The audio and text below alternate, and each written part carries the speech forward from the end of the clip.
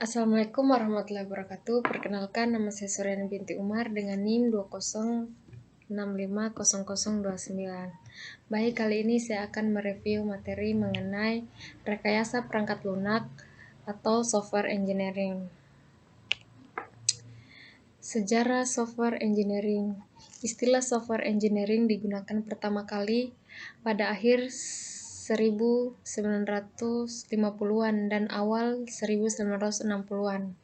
Saat itu masih terdapat perdebatan tajam mengenai aspek engineering dari perkembangan perangkat lunak.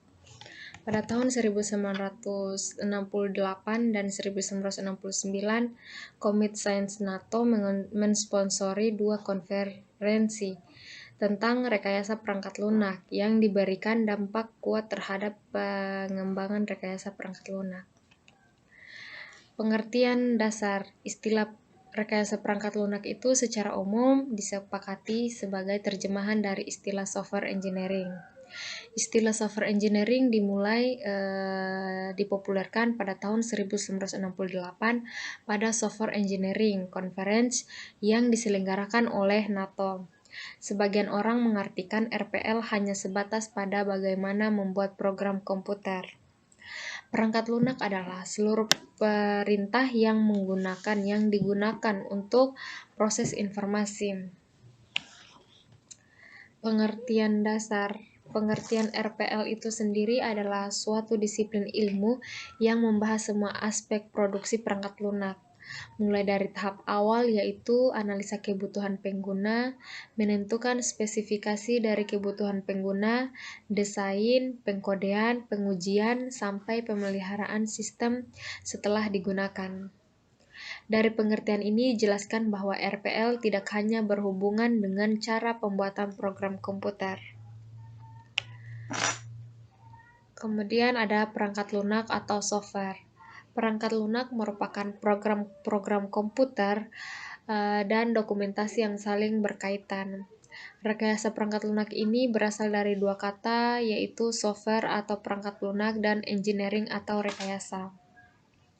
Perangkat lunak atau software adalah source code pada suatu program atau sistem. Perangkat lunak tidak hanya dokumentasi terhadap source code, tapi juga dokumentasi terhadap sesuatu yang dibutuhkan. Engineering atau rekayasa adalah aplikasi terhadap pendekatan sistematis yang berdasar atas ilmu pengetahuan dan matematis, serta aplikasi tentang produksi terhadap struktur, mesin, produk, proses, atau sistem. Perkembangan rekayasa perangkat lunak. Meskipun dicetuskan pada tahun 1968, namun RPL telah memiliki sejarah yang cukup panjang. Dari sisi disiplin ilmu, RPL masih relatif muda dan akan terus berkembang. Arah perkembangan yang ada ini dikembangkan antara lain meliputi pada tahun 1940-an itu terjadi komputer pertama yang membolehkan pengguna menulis kode program langsung. Pada tahun 1950-an itu generasi awal interpreter dan bahasa makro generasi pertama compiler. Pada tahun 1960-an, perkembangan perangkat lunak pesanan konsep software engineering mulai digunakan.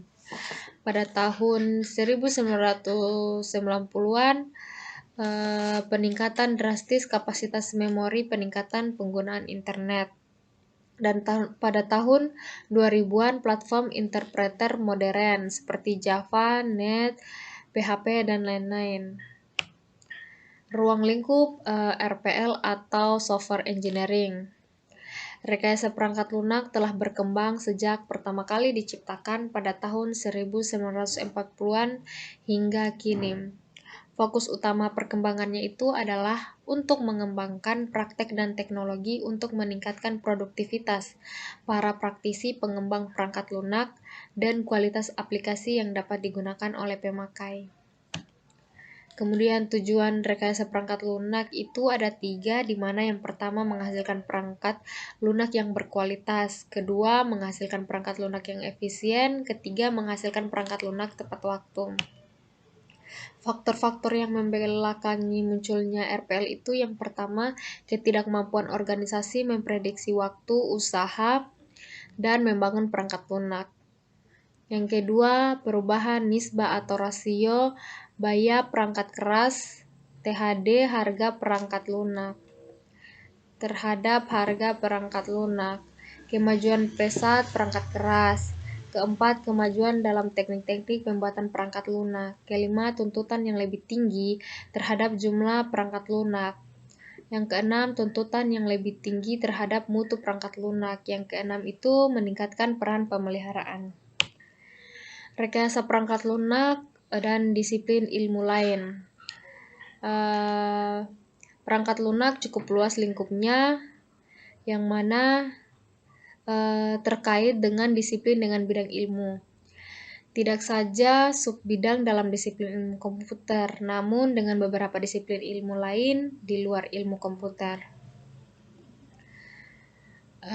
Rekayasa perangkat lunak dan disiplin ilmu lain-lain, di mana pada bidang ilmu manajemen dia meliputi akuntansi, finansial, pemasaran, manajemen operasi, ekonomi, analisis kuantitatif, manajemen sumber daya manusia, kebijakan, dan strategi bisnis. Kemudian masuk pada bidang ilmu matematikanya itu meliputi aljabar linear, kalkulus, peluang, statistik, analisis numerik, dan matematika diskrit. Masuk pada bidang ilmu manajemen proyek itu meliputi semua hal yang berkaitan dengan proyek, seperti ruang lingkup proyek, anggaran, tenaga kerja, dan metode-metode kuantitatif. Kemudian masuk pada ilmu ergonomika itu menyangkut hubungan atau interaksi antar manusia dengan komponen-komponen lain dalam sistem komputer. Kemudian bidang ilmu rekayasa itu dia meliputi teori sistem, analisis biaya keuntungan, simulasi, dan operasi bisnis. Sifat dan karakteristik software. Software itu merupakan elemen sistem logik dan bukan elemen sistem fisik seperti hardware. Elemennya itu tidak luas tetapi bisa rusak. Elemen software itu direkayasa atau dikembangkan dan bukan dibuat di pabrik seperti hardware. Kemudian kategori perangkat lunak secara umum. Kategori perangkat lunak secara umumnya itu dia dapat dikelompokkan dalam beberapa, yaitu perangkat lunak sistem, ada perangkat lunak real time, perangkat lunak bisnis, perangkat lunak teknik dan ilmu pengetahuan, embedded software, perangkat lunak komputer personal, perangkat lunak kecerdasan buatan. Kemudian ada tipe-tipe software. Yang pertama, sistem software. Itu dia sekumpulan program yang ditulis untuk melayani atau menunjang program lainnya. Kemudian ada application software. Dia program standalone yang digunakan untuk menyelesaikan kebutuhan bisnis tertentu. Kemudian ada engineering and scientific software yang dicirikan dengan algoritma numerik. Kemudian ada embedded software, software yang disimpan dalam memori tetap. Ada produk line software yang dirancang untuk menyediakan kemampuan khusus yang dapat digunakan oleh banyak user yang berbeda. Kemudian ada web application, dia berupa software yang berpusat pada jaringan.